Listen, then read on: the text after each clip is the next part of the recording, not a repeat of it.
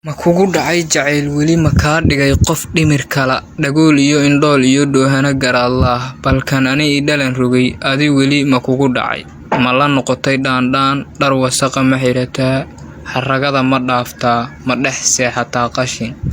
jirkaygii dhilnaa jiray dhaxanta iyo gowruhu soo joogta kama dhigan wadada dhinacyaheed iyo gidaarada kumaan dhaco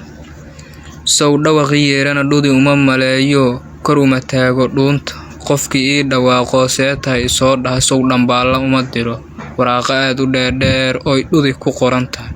iyo hadalla dhaxalgala dhudiyay halbowlaha dhuuxiya lafaha iyo dhiigaad ku milan tahay dhimasho ima dheere hayga dhaga adeegina kaalay dhinaca igu qabo dhibaatadana iga bi'i dhan uma seexdo habeenkii dharaartiina mahar galo naf dhambalan ayaan ahayn intaan nafsigu kugu dhicin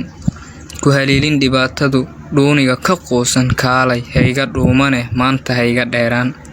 tan igu dhalaashay dhimbisha igu beertay haddaad soo dhaqaaqdood ii soo dhawaatana dhaar waxaan ku marayaa